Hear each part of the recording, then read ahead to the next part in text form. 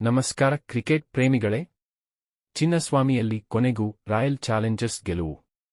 IPL 2025ರಲ್ಲಿ Chinnaswamy ಕ್ರೀಡಾಂಗಣದಲ್ಲಿ ಸತತ 3 ಸೋಲು ಕಂಡಿದ್ದ ಆರ್ಸಿಬಿ ಕೊನೆಗೂ ತಮ್ಮ ತವರು ನೆಲದಲ್ಲಿ ಮೊದಲ ಗೆಲುವು ದಾಖಲಿಸಿದೆ. ರಾಜಸ್ಥಾನ್ ರಾಯಲ್ಸ್ ವಿರುದ್ಧ ಜಿದ್ದಾಜಿದ್ದಿನ ಪಂದ್ಯದಲ್ಲಿ 11 ರನ್ಗಳ ರೋಚಕ ಗೆಲುವು ಸಾಧಿಸಿತು. ಟಾಸ್ ಸೋತು ಮೊದಲು ಬ್ಯಾಟಿಂಗ್ ಮಾಡಿದ ಆರ್ಸಿಬಿ ನಿಗದಿತ 20 ಓವರ್ಗಳಲ್ಲಿ 5 ವಿಕೆಟ್ ನಷ್ಟಕ್ಕೆ 205 ರನ್ ಗಳಿಸಿತು. Phil Salt 26 run, Virat Kohli 42 ಎಸೆತಗಳಲ್ಲಿ 70 run ಬಾರಿಸಿ ಮತ್ತೊಮ್ಮೆ ಮಿಂಚಿದರು.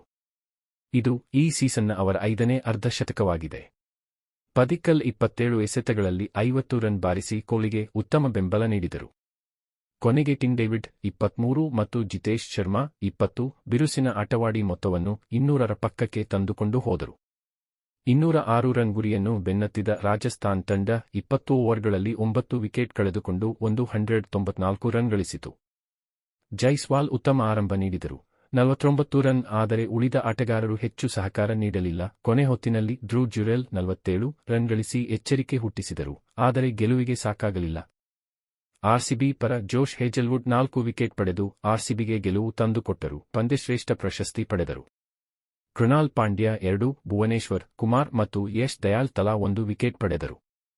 ವಿರಾಟ್ ಕೊಹ್ಲಿ ಚಿನ್ನಸ್ವಾಮಿ ಕ್ರೀಡಾಂಗಣದಲ್ಲಿ ಟಿ20 ಕ್ರಿಕೆಟ್ನಲ್ಲಿ 3500 ರನ್ ಗಳಿಸಿದ ಮೊದಲ ಬ್ಯಾಟರ್ ಎಂಬ ಗರಿಮೆ ಪಡೆದಿದ್ದಾರೆ. ಇದು ಜಗತ್ತಿನ ಯಾವುದೇ ಕ್ರೀಡಾಂಗಣದಲ್ಲಿ ಯಾವುದೇ ಬ್ಯಾಟ್ಸ್ಮನ್ ಸಾಧಿಸದ ಮೈಲಿಗಲ್ಲು. ಈ ಗೆಲುವಿನಿಂದ ಆರ್ಸಿಬಿ 9 ಪಂದ್ಯಗಳಲ್ಲಿ 6 ಗೆಲುವು ಗಳಿಸಿ 12 ಅಂಕಗಳೊಂದಿಗೆ 3ನೇ ಸ್ಥಾನಕ್ಕೇರಿದೆ. ಮುಂಬೈ ಇಂಡಿಯನ್ಸ್ನನ್ನು ಕೆಳಕ್ಕೆ ತಳ್ಳಿದೆ. ಈ ವಿಡಿಯೋ ಇಷ್ಟ ಆಯ್ತಾ? ಕಮೆಂಟ್ ಮಾಡಿ ತಿಳಿಸಿ. ಈ ವಿಡಿಯೋನ ಲೈಕ್ ಮಾಡಿ, ಚಾನೆಲ್ಗೆ ಸಬ್ಸ್ಕ್ರೈಬ್ ಮಾಡಿ ಮತ್ತು ಬೆಲ್ ಐಕಾನ್ ಒತ್ತಿ ಇನ್ನಷ್ಟು ಕ್ರಿಕೆಟ್ ಅಪ್ಡೇಟ್ಸ್ ನೋಡ್ತೀರಿ.